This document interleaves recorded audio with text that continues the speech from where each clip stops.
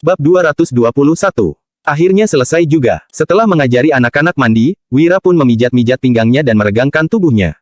Para penduduk buru-buru mendekat dan membawa pergi anak-anak yang masih tidak bersedia meninggalkan Wira. Saat Wira melambaikan tangan kepada anak-anak itu, tiba-tiba ada sepasang tangan kecil yang memijat pundaknya. Lalu, terdengar suara Dian bertanya. "Tuan, capek enggak?" Pijatan Dian membuat tubuh Wira yang sakit terasa hangat. Wira pun menjadi tegang dan berkata, "Tadi memang agak capek, tapi pijatanmu sudah membuatku segar kembali. Kalau begitu, ku pijat sebentar lagi ya." Dian mengalihkan topik pembicaraan dengan berkata, "Alat penggali itu sangat berharga, kamu harus menyuruh Wisnu dan saudara-saudaranya untuk menjaga rahasia. Lebih baik kalian buat surat perjanjian saja. Selain diberikan kepada pemerintah, garam yang diproduksi mereka hanya boleh dijual kepada kita. Nggak ada yang bisa menandingi keefektifan surat perjanjian, sebaiknya kita melakukan tindakan pencegahan terlebih dahulu." Wira menjawab sambil memejamkan matanya. "Kamu benar, tapi kita masih nggak perlu buat surat perjanjian untuk sementara. Entah seberapa dalam penggalian yang diperlukan untuk menghasilkan air asin. Kita tunggu sehari lagi saja. Kalau masih belum menghasilkan air asin, kita kembali ke kota pusat pemerintahan." Dian mengiyakan sambil mengangguk. Kemudian, dia memijat pelipis Wira dengan lembut hingga Wira tertidur. Beberapa saat kemudian, tiba-tiba terdengar orang yang berteriak. Air garamnya sudah keluar. Seluruh dusun langsung heboh. Fabrian juga turun dari kereta kuda dan berlari ke tambak garam. Dia bergumam dalam hati, "Paman Wira memang hebat. Pantas saja Paman Putro menyuruhku menjalin hubungan erat dengannya." Dodi, Danur, dan yang lain langsung merasa bangga, seolah-olah sudah bisa menebak hasil seperti ini. Mata Dian pun berbinar. Dia membangunkan Wira yang sudah tertidur, lalu berseru, "Tuan, air garamnya sudah keluar." "Oh." Wira hanya mengiyakan. Kemudian, dia meregangkan lehernya dan berkata, "Coba pijat leherku. Pakai tenaga yang lebih besar, ya." Dian pun mematung di tempat setelah melihat Wira yang sama sekali tidak bergeming. Cara penggalian ini merupakan penemuan terbesar kelima di Atrana kuno. Semua tambak garam di Vika adalah tambak garam dangkal karena digali secara manual. Dengan menggunakan cara penggalian ini, kedalaman penggalian bisa mencapai ratusan meter dan bahkan lebih dalam lagi. Dengan begitu, tambak garam akan menghasilkan air asin dan gas alam secara otomatis, namun, alat yang mereka ciptakan itu masih merupakan model yang paling mendasar. Untuk menggali hingga ribuan meter, alat penggali yang diperlukan jauh lebih kompleks. Air asinnya sudah keluar. Dusun Lovita sudah bisa bangkit kembali. Kita bisa memasak garam sendiri tanpa harus bekerja di dusun lain lagi. Ayah, kamu sudah lihat. Tambak garam di dusun Lovita sudah pulih lagi. Ketujuh bersaudara itu menatap ke langit dan berkata sambil menyeka air mata mereka. Kemudian, Wisnu membawa saudara-saudara mereka keluar dari tambak garam. Setelah mendengar kabar ini, para penduduk dusun Lovita langsung menangis gembira karena merasa sudah mendapatkan peluang hidup yang baru. Sebagai pemilik tambak di dusun mereka, Wisnu adalah orang yang sangat adil. Jadi, kehidupan mereka pasti akan membaik. Wisnu membawa saudara-saudaranya ke hadapan Wira, lalu berlutut dan berkata, "Tuan, air asinnya sudah keluar. Keluarga Lovita nggak akan melupakan jasamu ini. Kami akan menjual garam yang kami produksi kepadamu dengan harga 1 gabak lebih murah per setengah kilonya." Wira menggeleng dan menjawab, "Nggak bisa begitu." "Ah." Wisnu bersuara lagi, "Tuan, kalau begitu, aku akan menjualnya 2 gabak lebih murah kepadamu." Bab 222. Jika bukan karena mereka kekurangan, Wisnu bahkan bersedia memberikan garamnya secara gratis kepada Wira. Namun, harga pasar garam hanya 4-5 gabak per setengah kilogram. Sementara itu, mereka masih perlu membeli sejumlah besar kayu dan arang, juga harus menyerahkan 30% garam kepada pihak pemerintah dan membayar pajak. Sedikit uang yang tersisa dari penjualan garam hanya bisa memenuhi kebutuhan hidup yang paling mendasar. Bahkan menurunkan harga 1 gabak saja sudah sangat berpengaruh. Dengan menurunkan 2 gabak, mereka tidak akan cukup makan. Namun, tanpa bantuan Wira, Wisnu tidak mungkin bisa menolong putranya dan tambak garam mereka juga tidak mungkin bisa menghasilkan air garam. Dia harus membalas kebaikan Wira. Wira menggeleng dan berkata, "Wisnu, kamu salah paham. Aku bukan mau kamu mengurangi harga garamnya, melainkan merasa harganya terlalu murah. Menurut harga pasar, setengah kilogram garam harganya 4 gabak. Dengan harga begitu, kalian juga hanya bisa memenuhi kebutuhan hidup yang paling mendasar. Jadi, aku putuskan untuk membeli garam kalian dengan harga 8 gabak. Setiap tahun, aku akan mengambil 300.000 kilogram garam dari kalian." Para penduduk dusun Lovita langsung heboh, mereka semua berlutut dan tidak berhenti bersujud di hadapan Wira. Biasanya, para pedagang garam selalu berusaha mendapatkan harga terendah. Tidak ada seorang pun pedagang garam yang berinisiatif untuk menaikkan harga pembelian dan membiarkan mereka menghasilkan lebih banyak uang. Bahkan keluarga Yumandi juga hanya menawarkan harga 6 gabak per setengah kilogram garam kepada pemilik tambak garam. Harga 8 gabak yang diberikan Wira adalah harga yang sangat tinggi. 8 gabak. Wisnu pun tertegun sejenak. Kemudian, dia menggeleng dan berkata, "Tuan, nggak boleh. Kalau begitu, kamu akan rugi. Biaya pengangkutan garam dari tempat ini ke Kabupaten Uswal sangat mahal. Kami sudah puas kalau kamu bersedia membayar 4 gabak. Kami nggak berharap bisa hidup kaya, yang penting bisa hidup berkecukupan. Benar, Tuan. Sebaiknya kamu beli garamnya dengan harga 4 gabak saja. Kami nggak bisa membiarkanmu menderita kerugian. Sebagai pedagang garam, kamu juga harus menghadapi banyak rintangan. Di sepanjang perjalanan ada bandit, kamu masih harus mempekerjakan orang untuk mengangkut garamnya agar nggak dirampok mereka. Ada banyak penduduk yang juga membujuk Wira, meskipun sangat ingin menerima tawaran Wira, mereka juga khawatir Wira akan rugi dan tidak bisa mempertahankan bisnis ini. Dibandingkan menjual garam kepada keluarga Yumandi, mereka lebih rela menjual garam kepada Wira dengan harga yang sama. Kalian jangan menolak lagi, Wira berkata dengan santai. Hanya saja, ada satu prosedur tambahan yang harus kalian lakukan sebelum memasak garam. Dengan begitu, kerjaan kalian akan bertambah. Tapi, kualitas garam yang dihasilkan akan lebih bagus dan harga jualnya juga bisa menjadi lebih tinggi. Garam yang diproduksi Vika sangat kotor. Wira berencana untuk membangun kolam penyaringan sehingga air asin bisa disaring terlebih dahulu sebelum dimasak. Dengan begitu, garam yang dihasilkan juga akan menjadi lebih bersih. Ketujuh bersaudara dan penduduk dusun Lovita buru-buru menjawab. Kami akan mematuhi perintah Tuan. Mereka sudah menerima tambahan 4 gabak dari Wira. Jadi, mereka tidak peduli meskipun harus melakukan satu prosedur tambahan dalam memproduksi garam. Mereka hanya khawatir Wira tidak akan menghasilkan uang karena sudah mengeluarkan begitu banyak uang. Hai, Tuan Wira terlalu baik hati. Dia melihat kita hidup menderita sehingga rela memberikan uang tambahan kepada kita, pikir para penduduk dusun Lovita. Dian berkata, kalau begitu, ayo kita tulis surat perjanjian. Dengan begitu, kedua belah pihak punya jaminan. Oke, ayo kita tulis surat perjanjiannya, jawab Wisnu. Asalkan sudah memiliki surat perjanjian, semuanya tidak akan bisa diubah meskipun keluarga Yumandi mempersulit mereka. Namun, tanpa surat perjanjian, keluarga Yumandi akan mengintimidasi mereka. Wisnu dan yang lainnya mungkin bisa bertahan, tetapi penduduk dusun pasti tidak berani melawan. Sony mengeluarkan kertas dan kuas, lalu Dian pun menulis selembar surat perjanjian. Baru saja kedua belah pihak hendak menandatanganinya, tiba-tiba ada sekelompok orang yang menerobos masuk, orang yang memimpin di depan memakai pakaian inspektur. Dia diikuti oleh sekelompok prajurit pemerintah. Pak Maudi, Pak Linus. Setelah melihat kedua orang itu, penduduk dusun langsung menunduk. Ada beberapa orang yang bahkan gemetar ketakutan. Wisnu yang merupakan pemilik tambak garam juga langsung menjadi tegang. Bab 223.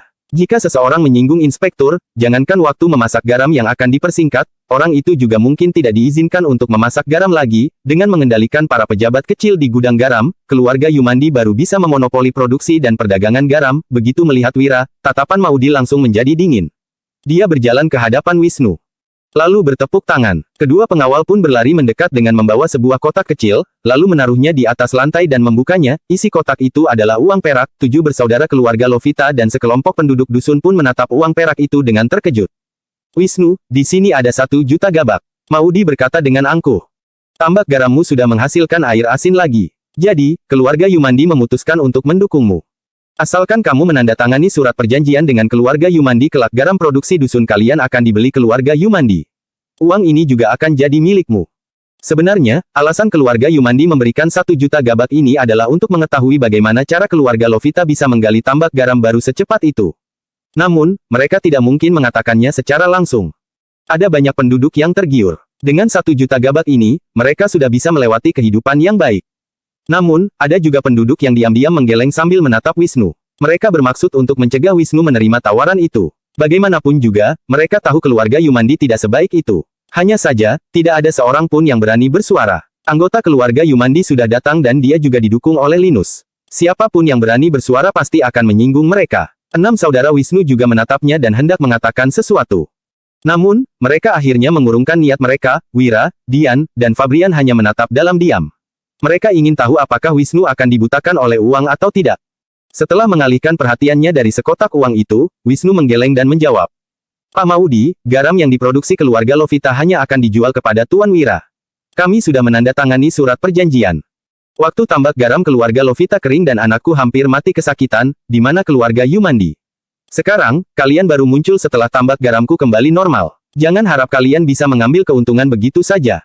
Maki Wisnu dalam hati. Namun, dia tidak berani mengatakannya dengan terus terang karena takut menyinggung keluarga Yumandi.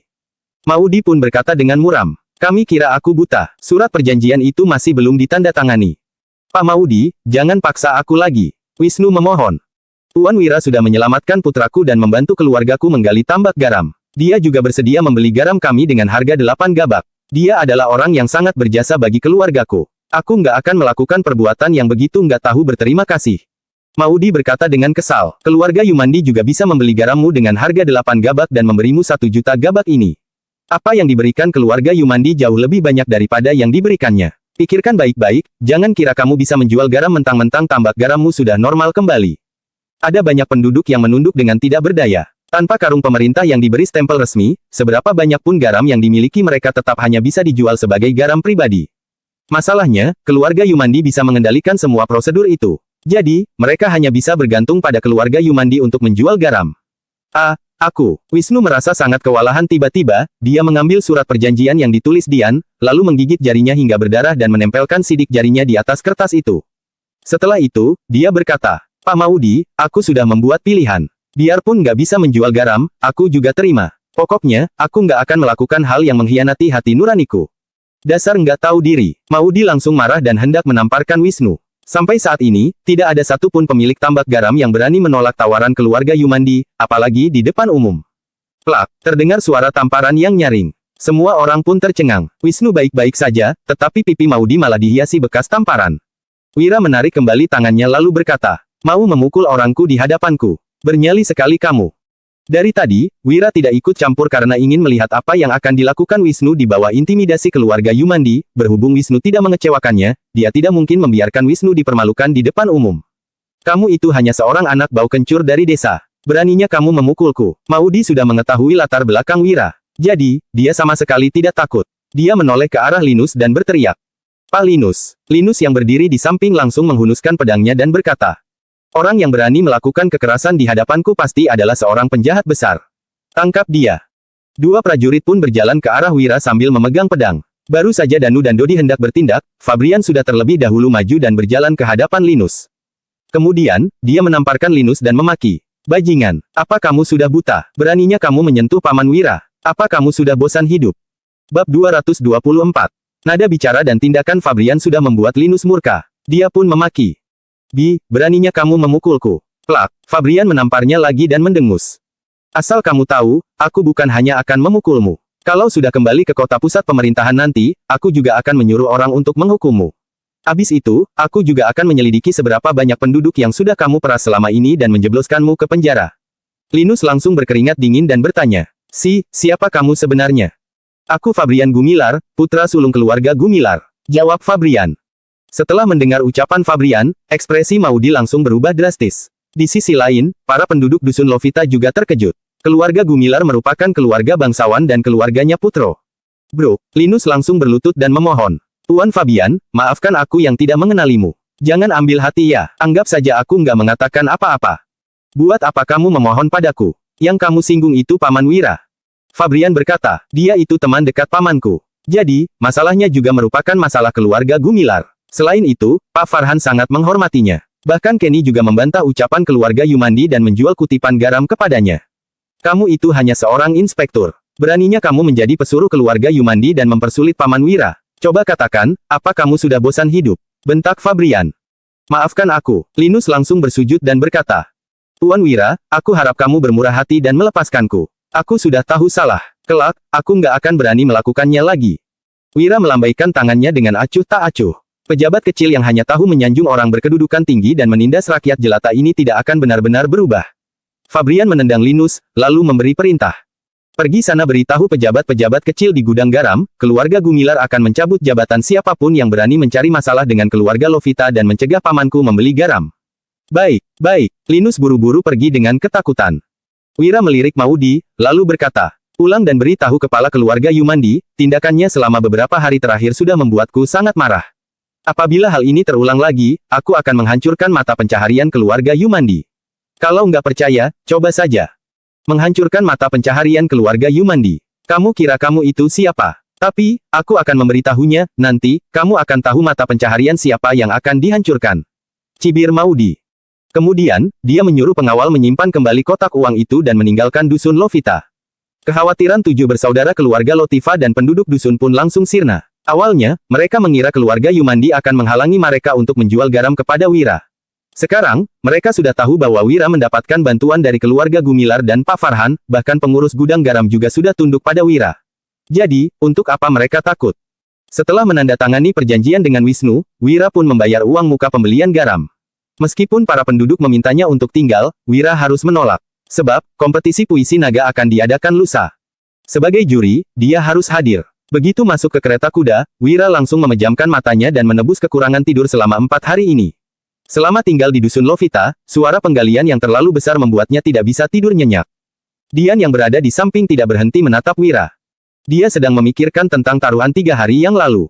Apa sebenarnya yang diinginkan Wira? Dia sangat penasaran dan ingin bertanya, tetapi juga takut dan malu. Oleh sebab itu, dia pun merasa sangat serba salah sepanjang perjalanan. Saat ini, hanya tersisa 5 km sebelum mereka sampai ke kota pusat pemerintahan. Di 500 meter jauhnya, 10 orang bertopeng sedang bersembunyi di hutan yang ada di samping jalan. Ada seseorang yang terlihat sangat dingin dan tidak berekspresi. Orang lainnya pun menjauh darinya karena takut pada tatapannya yang tajam. Orang bertopeng yang memimpin kelompok ini berjalan menghampiri pria parubaya bertatapan dingin itu, lalu berkata, "Dia punya 10 bawahan, target kita adalah 10 pemuda itu. Di antara mereka, ada 4 orang yang merupakan praktisi seni bela diri. Dengar-dengar, ada 2 orang yang keterampilan bela dirinya luar biasa tinggi. Kamu hadapi saja kedua orang itu." "Oke," pria parubaya bertatapan dingin itu menjawab. Mencegat 1 orang 100.000 gabak, tambahan 100.000 gabak untuk 1 tebasan, dan membunuh 1 orang 1 juta gabak. 5 tebasan gratis 1 tebasan, membunuh 3 orang gratis 1 orang. Biasanya dalam perkelahian geng, kamu sudah langsung setuju untuk bertarung dengan tawaran 10.000 gabak. 1 tebasan juga hanya 10.000 gabak, membunuh seseorang paling mahal juga 100.000 gabak. Kenapa sekarang malah tambah 10 kali lipat? Itu perkelahian antar geng, sedangkan ini perampokan dan pembunuhan yang merupakan kejahatan besar. Harganya tentu saja harus dinaikkan. Oke, target kita sudah mendekat. Kamu bantu aku cegat 2 orang terkuat itu. Bayar dulu, nanti saja habis masalah ini selesai." "Nggak bisa, gimana kalau kamu mati? Aku mau minta bayarannya sama siapa?" Dasar, bab 225. Di dalam kereta kuda, Wira membuka matanya dan berkata, "Kalau kamu terus menatapku, aku akan minta bayaran lo." "Ah, Tuan, aku." Dian yang ketahuan mengintip Wira langsung merasa malu dan kewalahan. Wira pun berkata sambil tersenyum, "Aku cuma bercanda." Wanita di era ini sangat mudah tersipu. Digoda sedikit saja sudah langsung panik. Dian berkata dengan malu, "Tuan, aku sudah kalah taruhan. Permintaan sulit apa yang kamu mau aku setujui?" Wira merasa agak malu dan berkata, Permintaan itu agak sulit diutarakan. Soalnya, memang agak keterlaluan dan bertentangan dengan moral. Jadi, aku nggak akan memaksamu untuk setuju meskipun kamu kalah taruhan." Wajah Dian sudah semerah tomat. Dia menjawab, Tuan, boleh nggak kita tunggu sampai kembali ke kota? Di sini kurang nyaman." Wira mengatakan permintaan itu sulit diutarakan, keterlaluan, dan bertentangan dengan moral. Selain tidur bersama, ada hal lain apa lagi? Dian tidak menyangka ternyata Wira adalah orang seperti itu. Namun, dia juga bisa mengerti, Wira sudah menikah dan masih muda. Sepanjang perjalanan ini, istri Wira tidak ikut dan dia adalah satu-satunya wanita di sisi Wira. Jadi, wajar saja Wira memiliki niat itu, hanya saja, permintaan Wira sudah agak merendahkan Dian. Wira pasti mengira Dian sudah tidak suci lagi karena sudah menikah 3 kali. Namun, tak ada yang tahu bahwa dia masih. Berhubung sudah kalah taruhan, Dian tidak akan ingkar janji. Hanya saja, melakukannya di dalam kereta kuda sangatlah tidak nyaman. Wira bertanya dengan heran, "Kenapa harus sampai kembali ke kota? Berhubung kita sudah membahasnya, aku sudah nggak sabar." Tuan, di luar ada orang. Kalau kita melakukannya, mereka akan dengar," jawab Dian dengan berdebar. Dia berpikir, wajah Tuan sudah memerah, sepertinya libidonya memang sudah. Wira berbisik, "Kalau kita mengecilkan suara, mereka nggak akan dengar kok. Lagian, kereta kuda yang berguncang juga menimbulkan suara yang cukup ribut." Dian langsung merasa sangat berdebar. Wira berdesah, "Biarpun aku membutuhkanmu, aku nggak akan memaksa. Semuanya tergantung pada pilihanmu." Aku, meskipun nggak kalah taruhan, asal Tuan menginginkanku, aku akan setuju. Bagaimanapun juga, kamu sudah menyelamatkanku." Melihat wajah Wira yang tampan, hati Dian terasa agak pahit. Kemudian, dia memejamkan matanya yang sudah hampir meneteskan air mata dan mulai membuka ikat pinggangnya. Wira langsung terkejut dan menahan tangan Dian, lalu bertanya dengan heran, "Nona Dian, apa yang kamu lakukan?" Dian pun membuka kedua matanya. Setelah melihat reaksi Wira, dia tahu bahwa dirinya sudah salah paham. Dian buru-buru menjawab, Ikat pinggangku longgar. Aku mau ikat ulang." Wira menyadari apa yang dipikirkan Dian dan berkata, "Maaf, ucapanku yang nggak jelas. Aku memerlukanmu untuk membantuku berbisnis. Bukan itu. Dian yang tadinya sudah tegang pun menjadi lega. Namun, entah kenapa dia juga merasa agak sedih. Ternyata Wira hanya membutuhkannya untuk melakukan bisnis. Aku tahu permintaan ini sangat menyulitkanmu, apalagi keluarga Wibowo itu keluarga besar. Wira berkata sambil tersenyum pahit. Masalahnya, aku benar-benar kekurangan anggota. Hanya ada Sony saja yang setidaknya lebih bisa berbisnis, tapi dia juga cuma bisa mengurus urusan kecil. Jadi, aku mau meminta bantuanmu dan akan memberimu keuntungan sebanyak 10%. Aku jamin dalam 3 tahun, kamu akan dapat keuntungan 10 kali lipat lebih banyak dari bisnis keluarga Wibowo. Dian menunduk dan menjawab dengan lemah. Kalau Tuan butuh bantuanku, aku tentu saja akan membantu. Setelah kembali ke Kabupaten Uswal, aku akan mengurus masalah di keluarga Wibowo dulu. Setelah itu, aku akan menuruti semua perintahmu.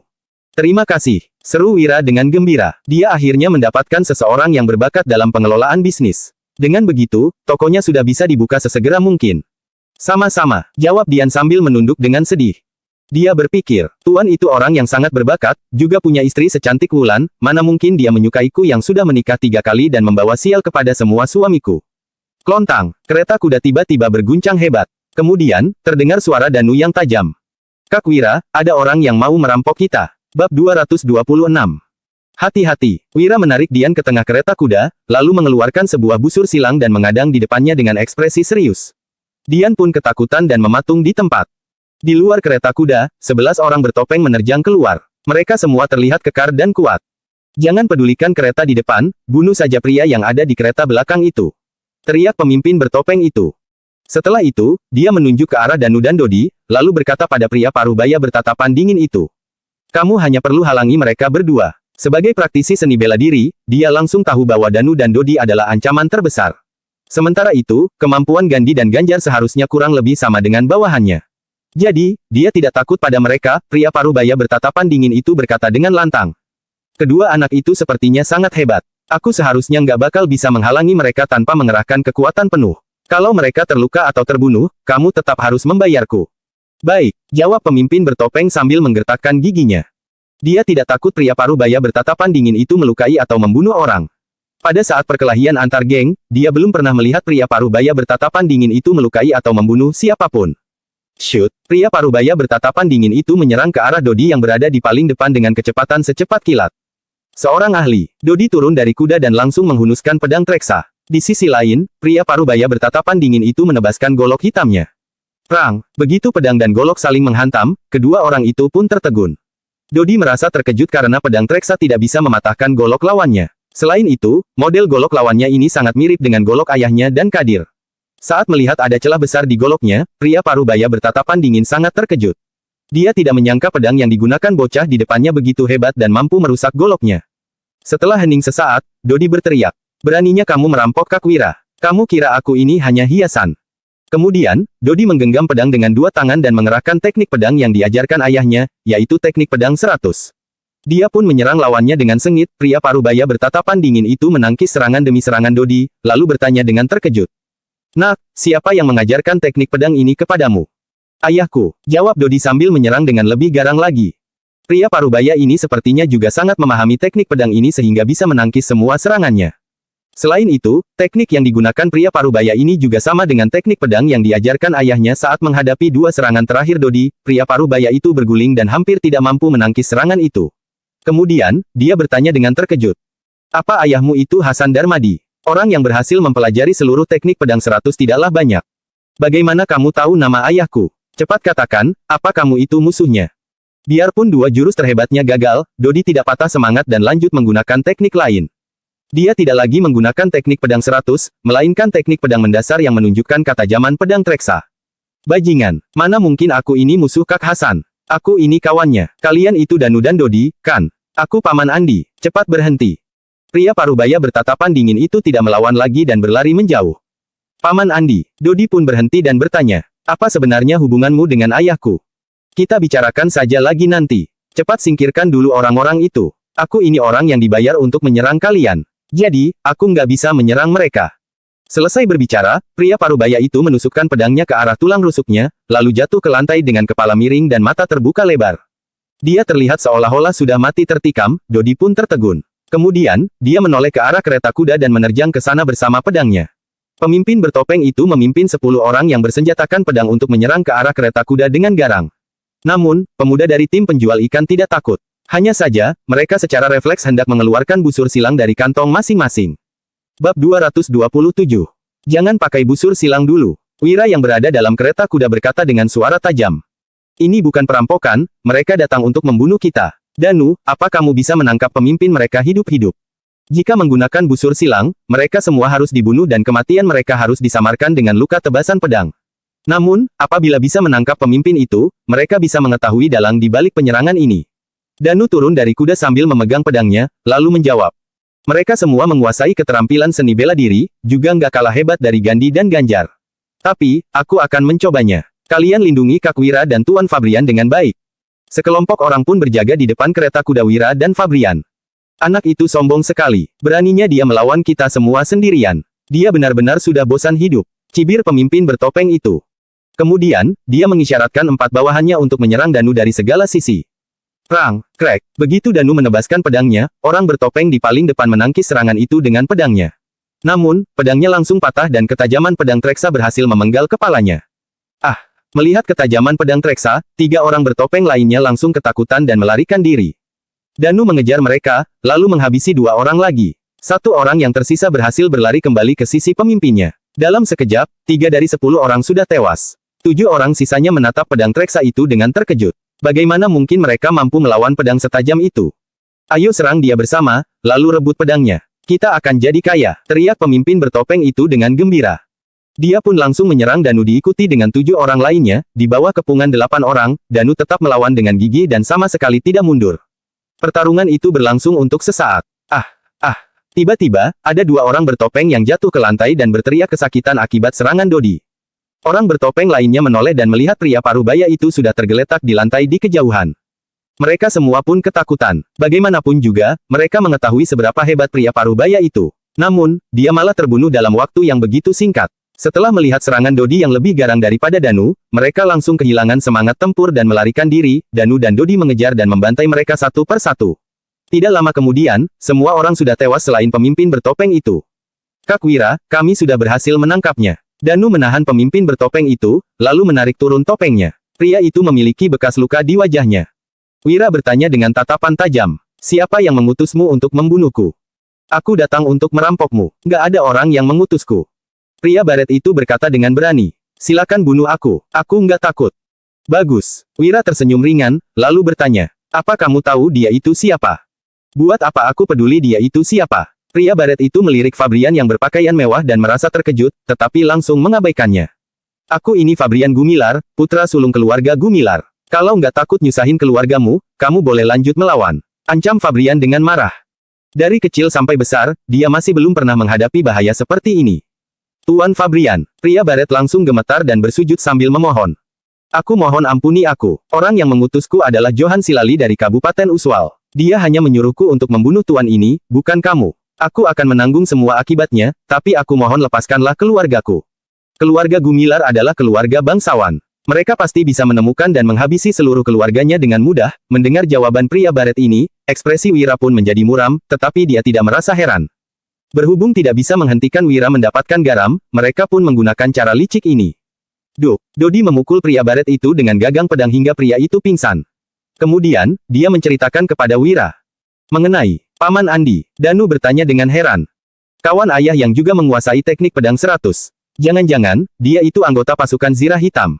Selama ini, mereka tinggal di dusun kecil. Jadi, mereka sama sekali tidak tahu apa-apa mengenai pasukan Zirah Hitam. Namun, saat menghadapi Kadir, mereka tahu ayah mereka adalah anggota pasukan Zirah Hitam. Setelah bertanya kepada Hasan, Hasan bukan hanya tidak menjawab, tetapi juga menyuruh mereka untuk tidak mencari tahu tentang hal ini. Wira berkata, ayo pergi lihat. Bab 228. Dulu, Kak Hasan pernah bilang dia punya 2 putra, putra sulungnya bertemperamen tenang, sedangkan putra bungsunya sangat pemberani. Kalau begitu, kamu pasti Danu dan kamu itu Dodi. Andi berdiri, lalu berkata sambil menunjuk ke arah Danu dan Dodi, kemudian, dia menunjuk ke arah Wira dan bertanya. Siapa dia? Wira mengamati pria parubaya itu, lalu menjawab. Aku kakak sepupu mereka, kamu anggota pasukan Zirah Hitam. Pemilik tubuh sebelumnya pernah mendengar tentang pasukan Zirah Hitam saat belajar di kota kabupaten. Mereka adalah pasukan militer Nuala yang terkuat. Setelah menghadapi desa tiga harimau, Wira juga tahu bahwa Hasan dan Kadir adalah anggota pasukan Zirah Hitam.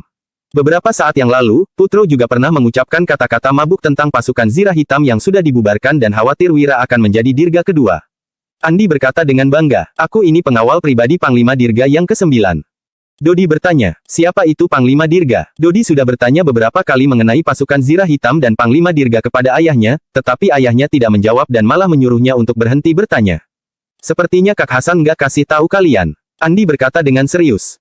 Panglima Dirga adalah panglima tertinggi pasukan Zirah Hitam, aku dan ayahmu adalah pengawal pribadinya, dia sangat memperhatikan prajuritnya dan memperlakukan kami seperti anak kandungnya.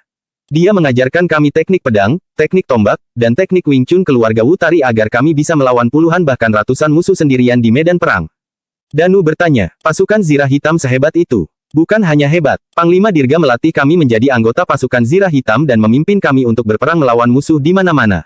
Kami pernah berperang melawan suku barbar di perbatasan selatan hingga mereka nggak berani berkutik, dan akhirnya menyerahkan 10 wilayah untuk berdamai.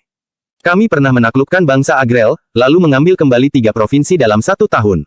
Selama 3 tahun, bangsa Agrel sama sekali nggak berani melawan lagi. Selain itu, kami juga pernah mengalahkan bangsa Lokus di utara dan mengusir mereka dari wilayah Nuala, lalu menangkap pangeran bangsa Lokus ke ibu kota kerajaan. Jelas Andi dengan bangga. Danu dan Dodi langsung menjadi antusias. Hebat sekali. Di sisi lain, Wira bertanya dengan tenang. Kalau begitu, kenapa kamu bisa berakhir seperti ini? Sampai saat ini, Wira sudah bertemu dengan 3 pengawal pribadi Dirga, yaitu Hasan, Kadir, dan pria paruh baya ini. Dapat dikatakan bahwa situasi ketiga orang ini sekarang sangatlah buruk, yang satu menjadi petani, yang satu menjadi bandit, dan yang satu lagi menjadi pembunuh bayaran. Kretek, Andi mengepalkan kedua tangannya dan berkata dengan berlinang air mata. Raja sebelumnya dan sekelompok pejabat bodoh di istana menuduh Panglima Dirga atas rencana pemberontakan, jadi, mereka memberi perintah untuk membubarkan pasukan Zirah Hitam dan menjatuhkan hukuman mati kepada Panglima Dirga. Sebagai pengawal pribadi Panglima, kami pun melarikan diri dari militer dan bersumpah untuk tidak melayani Nuala lagi. Apa? Danu dan Dodi sangat terkejut. Mereka tidak menyangka ayah mereka memiliki pengalaman seperti itu. Wira juga mengerutkan keningnya. Ternyata Dirga berakhir seperti itu. Pantas saja Putro memperingatinya untuk tidak menjadi pejabat di istana agar tidak menjadi dirga kedua. Kami sudah berjasa besar dalam melindungi kerajaan dan memiliki tabungan yang cukup besar. Meskipun pensiun dari militer, kami tetap bisa menjadi orang kaya. Andi menyeka air matanya dan melanjutkan. Tapi ada begitu banyak kawan kami yang sudah gugur dalam peperangan. Bagaimana dengan keluarga mereka? Kami pun mengambil semua tabungan kami dan memberikannya kepada keluarga-keluarga yang ditinggalkan. Di antara semua orang, Kak Hasan yang punya uang terbanyak. Dia memberikan setengahnya kepada kawan-kawan dan setengahnya lagi kepada keluarga Panglima Dirga. Kemudian, dia kembali ke rumah tanpa membawa sepeser pun. Aku sangat khawatir bagaimana kehidupannya selama ini. Danu dan Dodi sangat tercengang. Mereka tidak menyangka ayah mereka yang pendiam pernah melakukan hal semulia itu. Namun, hidup mereka memang sangat menderita karena Hasan sama sekali tidak membawa pulang uang. Nggak usah khawatir. Sekarang, Paman Hasan melakukan bisnis bersamaku. Dia nggak kekurangan uang dan sedang membangun rumah besar untuk keluarganya. Jawab Wira. Andi memungut golok hitamnya, lalu mengamati kerusakan yang hampir menyebabkan golok itu patah. Dia pun merasa sedih dan memaki. Dasar bajingan kecil, kamu sudah merusak golok hitam yang diberikan Panglima Dirga kepadaku. Kalau ketemu sama ayahmu lagi, aku pasti akan mengadu kepadanya supaya dia menghukummu. Bab 229. Dodi menggaruk kepalanya dan berkata sambil tersenyum menyesal. Paman Andi, itu karena aku nggak tahu kamu itu siapa sebelumnya. Andi berbalik dan menjawab dengan acuh tak acuh. Ya sudahlah, kasih tahu ayahmu, Panglima Muda berhasil diselamatkan dan belum mati. Dia juga tinggal di kota pusat pemerintahan Jagabu. Kalau dia mau bertemu dengan Panglima Muda, suruh saja dia pergi ke kota bagian barat. Rumahnya itu rumah ketiga di bagian selatan Jalan Wubi. Dodi bertanya dengan bingung, Paman, siapa Panglima Muda itu? Andi berlari ke arah hutan sambil menjawab, ayahmu tahu siapa dia? Dodi bertanya lagi, Paman, aku belum tahu nama lengkapmu. Andi Tanjaya. Setelah sosok Andi hilang, ketiga orang itu kembali ke kereta kuda. Fabrian berkata dengan murung. Paman Wira, apa yang harus kita lakukan selanjutnya? Kalau mau ambil jalur hukum, kita bisa mencari temanku di pengadilan daerah dan menghabisi si Johan. Tapi, kita nggak mungkin bisa sekalian menyeret keluarga Yumandi. Kalau lewat jalur pribadi, keluarga Yumandi palingan hanya akan ganti rugi dengan uang. Aku nggak sudi pakai uang mereka. Wira berkata dengan dingin. Kalau merasa kesal pada mereka, lampiaskan saja amarah ini.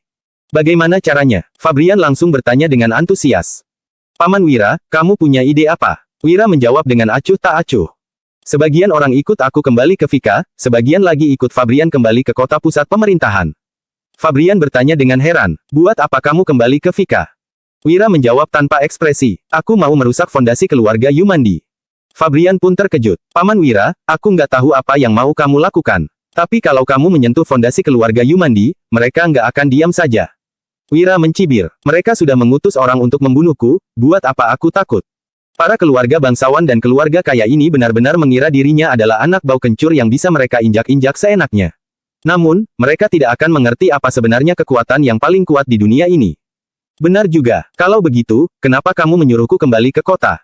Tanya Fabrian dengan heran. Begini, Wira menulis selembar pemberitahuan, lalu menyampaikan sesuatu kepada Fabrian. Wah, Paman Wira, apa yang dikatakan Paman Putro memang benar. Kamu benar-benar jahat. Fabrian tertegun sejenak, lalu mengacungkan jempolnya pada Wira. Keesokan paginya, di kediaman Yumandi, Sanur mencium wangi teh dari cangkir di tangannya, lalu bertanya. Sudah ada kabar? Masih belum. Tapi Tuan Sanur nggak usah khawatir. Rencananya pasti berhasil. Aku sudah mengutus belasan praktisi seni bela diri untuk menyingkirkannya. Salah satu dari mereka adalah bekas anggota pasukan Zirah Hitam. Pasti nggak akan ada kesalahan apapun. Jawab Johan sambil tersenyum menyanjung. Sanur meletakkan cangkir tehnya, lalu mencibir. Baguslah kalau begitu. Seorang anak bau kencur berani melawan keluarga Yumandi. Apa dia nggak tahu aku bisa menghabisinya dengan gampang? Penduduk dusun Lovita pasti akan datang memohon kepada keluarga Yumandi begitu bocah itu mati dan mereka nggak bisa menjual garam produksi mereka. Setelah itu, cara menggali tambak garam baru akan jatuh ke tangan Tuan Sanur. Rencana keluarga Gumilar untuk menguasai industri garam juga akan gagal. Kali ini, 4 masalah Tuan pasti bisa terselesaikan sekaligus. Ujar Johan dengan hormat. Sanur tertawa sombong dan berkata, hahaha, kamu juga akan mendapatkan keuntungan. Kalau bocah itu sudah mati, kamu bisa mendapatkan kembali kupon dan kutipan garam Kabupaten Uswal. Bab 230. Johan berkata sambil tersenyum. Ini semua berkat bantuan Tuan Sanur. Kedua orang itu pun tertawa sombong. Tuan Sanur, gawat. Seorang pengawal berlari masuk dengan terburu-buru dan melapor. Kepala petugas patroli sedang membawa sekelompok orang untuk datang menangkap Pak Johan atas percobaan pembunuhan. Dari 12 pembunuh bayaran, 8 orang sudah mati, 1 orang tertangkap, dan 1 lagi berhasil melarikan diri. Yang tertangkap itu pemimpinnya. Dia sudah mengaku siapa dalangnya sehingga pengadilan punya bukti dan saksi. Mereka mau menangkap Pak Johan untuk diadili, juga meminta Tuan Sanur untuk ikut pergi ke pengadilan agar bisa diinterogasi. Mereka bilang Tuan Sanur mungkin juga adalah dalangnya. Rang, tubuh Sanur yang gemuk pun gemetar hebat. Cangkir teh yang digenggamnya jatuh ke lantai dan hancur berkeping-keping. Bro, Johan terjatuh ke lantai dengan wajah pucat dan bergumam. Nggak mungkin, mana mungkin, aku sudah menyelidiki mereka dengan teliti. Dari 11 orang yang dibawa bocah itu, hanya ada 4 praktisi seni bela diri. Bagaimana mungkin mereka mampu menaklukkan 12 praktisi seni bela diri, apalagi satunya itu bekas anggota pasukan Zirah Hitam. Ini pasti bukan kenyataan. Sanur menendang Johan, lalu memakinya. Dasar nggak berguna, apanya yang nggak ada kesalahan apapun. Kamu bahkan nggak mampu mengurus masalah sepele ini. Saat ini, orang dari pengadilan sudah datang dan punya bukti kuat. Kamu nggak akan tertolong lagi. Tuan, tolonglah aku. Kamu pasti punya cara untuk menolongku. Aku sudah bekerja begitu lama untuk keluarga Yumandi. Kamu harus menolongku. Aku nggak mau mati. Mohon Johan sambil memeluk kaki Sanur. Sanur memicingkan matanya dan berkata, sebaiknya kamu patuh dan pergi saja ke pengadilan. Keluarga Yumandi akan menjaga putramu. Aku akan membiarkannya menjadi teman belajar putraku dan memastikan keluarga Silali punya keturunan. Baik, Johan berkata dengan gemetar, aku akan beritahu pihak pengadilan kalau aku yang menyewa pembunuh bayaran itu demi balas dendam pada Wira. Hal ini nggak ada hubungannya dengan siapapun. Johan tahu Sanur sedang mengancamnya. Jika dia sembarangan berbicara di pengadilan nanti, keluarganya pasti tidak akan selamat. Tidak lama kemudian, orang dari pengadilan datang untuk menangkap Johan. Namun, mereka tidak sekalian membawa Sanur untuk diinterogasi. Setelah mereka pergi, Sanur berkata dengan marah. Wira, aku nggak ngangka ternyata bawahanmu begitu kuat. Tapi nggak masalah, kamu cuma berhasil menjatuhkan seorang pesuruhku. Saat kamu mengangkut pulang garammu, aku akan membalaskan dendam ini. Tuan Sanur, gawat. Maudi tiba-tiba berlari masuk dengan panik. Sanur bertanya dengan heran. Ada apa lagi? Maudi menjawab, 18 dusun di Vika menyuruh kita membeli garam dengan harga 2 kali lipat lebih tinggi. Kalau nggak, mereka nggak akan jual garam kepada kita lagi. Sanur mencibir. Ini hanya masalah sepele, buat apa kamu begitu panik? Kalau mereka nggak jual garam kepada kita, bagaimana mereka bisa memenuhi kebutuhan hidup mereka dan memasok garam untuk pemerintah? Dengan sedikit kekayaan yang dimiliki mereka, memangnya mereka bisa bertahan berapa lama? Maudi menjawab dengan putus asa. Awalnya memang begitu, tapi Wira mengunjungi 18 dusun itu semalaman dan mengumumkan kalau dia bersedia meminjam uang kepada para penduduk tanpa bunga. Dia juga bilang asalkan para penduduk bersatu, mereka pasti bisa menjual garam dengan harga 8 gabak per setengah kilogram. Selain itu, dia juga memberikan uang kepada mereka. Dengan bantuan penduduk dusun Lovita, ada banyak penduduk yang sudah percaya padanya. Pemilik tambak garam juga mulai goyah dan mengatakan mereka nggak mampu mengendalikan para penduduk. Mereka juga ingin menaikkan harga garam hingga 8 gabak. Wira, teriak Sanur dengan marah. Setelah itu, dia menjatuhkan meja dan kursi di sekitarnya, juga membanting hiasan porselen di rak untuk melampiaskan amarahnya. Keluarga Yumandi bisa menekan para penduduk desa karena pejabat kecil, pemilik tambak garam, dan situasi para penduduk yang terlalu miskin. Sekarang, keluarga Gumilar sudah menekan para pejabat kecil, keyakinan para pemilik tambak mulai goyah, dan penduduk desa bersatu. Oleh karena itu, keluarga Yumandi sudah tidak mungkin lagi bisa membeli garam dengan harga 4 gabak per setengah kilogram. Namun, jika menambah 4 gabak untuk membeli garam, pengeluaran keluarga Yumandi dalam setahun akan meningkat sebesar 84 juta gabak. Saat ini, Sanur benar-benar ingin mencabik-cabik Wira. Tiba-tiba, ada seorang pengawal lagi yang berlari masuk dan berteriak. Tuan Sanur, gawat, sudah terjadi masalah besar.